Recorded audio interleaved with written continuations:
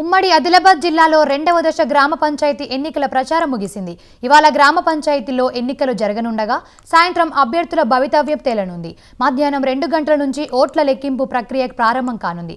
ఇక దీనిపై సంబంధించి మరింత సమాచారం మా ఉమ్మడి ఆదిలాబాద్ జిల్లా కరెస్పాండెంట్ చంద్రశేఖర్ అందిస్తారు.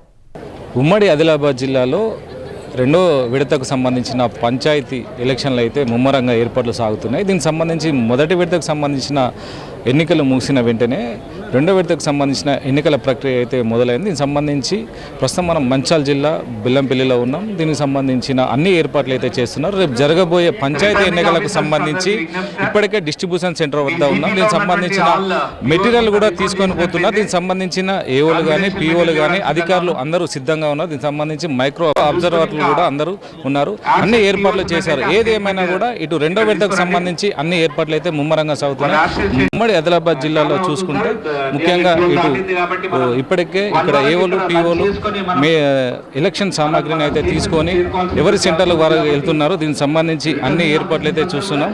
ఇప్పటికి ఉమ్మడి ఆదిలాబాద్లో చూసుకుంటే ఇప్పుడు కొమరంభీం ఆసిఫాబాద్ జిల్లాలో రెండో విడతకు సంబంధించి 113 స్థానాలకైతే పంచాయతీ ఎన్నికలు జరగనున్నాయి. అదేవిధంగా ఇటు ఆదిలాబాద్ జిల్లాలో 150 స్థానాలకు, ఇటు మంచిర్యాల జిల్లాలో 114 స్థానాలకు, ఇటు నిర్మల్ జిల్లాలో 136 స్థానాలకైతే రెండో విడతకు సంబంధించి పంచాయతీ ఎన్నికలకు ముమ్మరంగా ఏర్పాట్లు అయితే సాగుతున్నాయి. దీనికి సంబంధించి ఇటు బ్యాలెట్ బాక్సులు కూడా తీసుకొని ఇటు అధికారులు అయితే తమ సెంటర్లకైతే వెళ్ళే ప్రయత్నం అయితే చేస్తున్నారు. దీనికి సంబంధించి ఇక్కడ అధికారులు అన్ని ఏర్పాట్లు చేశారు.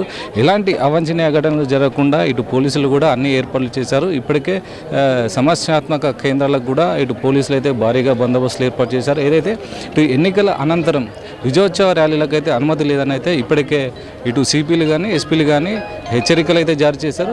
మొదటి విడతకు సంబంధించిన దృష్టిలో పెట్టుకుని ఏది ఏమైనా కూడా కొన్ని చోట్ల అల్లర్లు జరిగాయి. దీనికి సంబంధించి రెండో విడతకు ఎలాంటి అల్లర్లు జరగకుండా ముందస్తుగా భారీగా భద్రత ఏర్పాటు చేశారు. ఏది ఏమైనా కూడా ఇటు అదేవిధంగా ఇటు ఉమ్మడి ఆదిలాబాద్ జిల్లాలో ఇటు చలి తీవ్రత వల్ల కూడా ఇటు కొంచెం ఇబ్బంది జరిగే అవకాశం ఉన్నందున మొదటి విడతలో 77% మాత్రమే నమోదు కాగా, అదేవిధంగా ఇటు రెండో విడతకు సంబంధించి భారీగా పోలింగ్ జరిగేందుకైతే ఇటు అధికారులు అయితే ఏర్పాటు చేస్తున్నారు.